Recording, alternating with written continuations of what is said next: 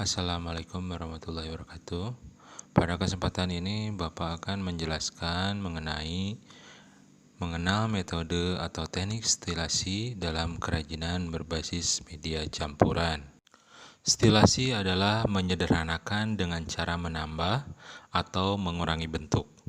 Strategi rancangan stilasi dilakukan dengan cara melakukan pengamatan terhadap produk kerajinan yang akan diubah menjadi kerajinan berbasis media campuran. Setelah diamati, jika ditemukan bahwa bentuk produk tampak berlebih, terlalu ramai, dan tidak memiliki fokus artistik, maka kita harus mengurangi bentuknya, sehingga jika bentuk produk kerajinan terlalu datar dan membosankan, maka kita harus menambah bentuknya. Ada beberapa prinsip yang perlu dipertimbangkan atau diikuti dalam menyederhanakan bentuk dengan cara mengurangi atau menambah bentuk.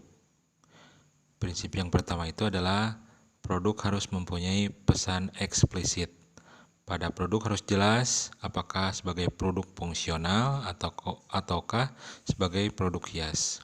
Yang kedua, produk harus mempunyai pesan bersifat implisit.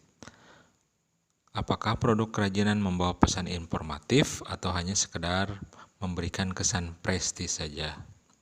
Yang ketiga, bahan yang tersedia sejak awal dapat menjadi modal perancangan produk kerajinan. Namun, dapat pula bahan yang dibutuhkan disiapkan setelah perancangan. Yang keempat, produk kerajinan sebagai materi asal untuk dilakukan penyederhanaan bentuk harus disiapkan. Apakah bentuk gambar ataupun bentuk secara langsung. Yang kelima, perhatikan penghematan bahan agar produksi dapat dilakukan sebanyak mungkin dengan berbagai bentuk rancangan.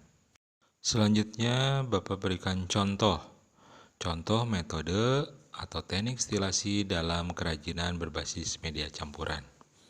Contoh yang pertama, piring yang terbuat dari keramik dan ditambahkan berbagai macam ornamen di dalamnya, sehingga tidak akan memiliki manfaat apabila digunakan untuk makan sehari-hari. Akan tetapi memiliki nilai manfaat untuk menjadi sebuah wadah dari bunga atau lilin.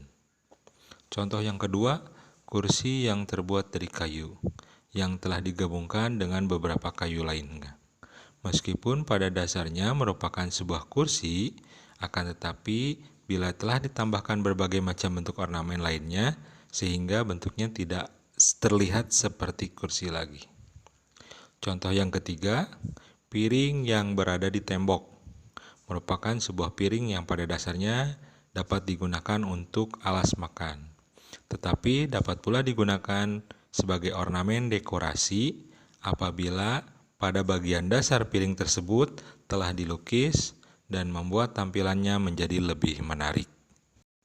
Pada bagian ini Bapak tampilkan juga dalam bentuk visual, ya.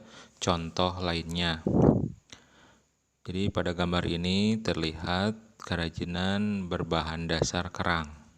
Produk hiasan meja dari bahan kerang awalnya hanya diletakkan begitu saja, tanpa tambahan aksen apapun.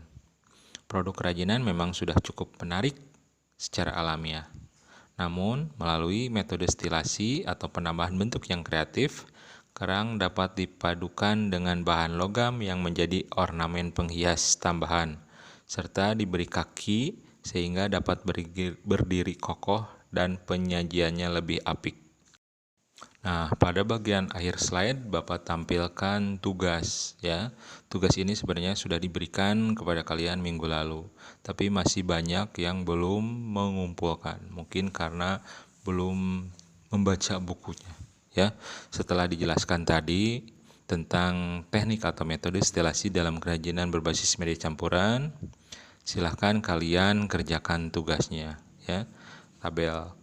Jadi dalam tugas ini bentuk kerajinannya itu bentuknya seperti apa, mempunyai fungsi apa.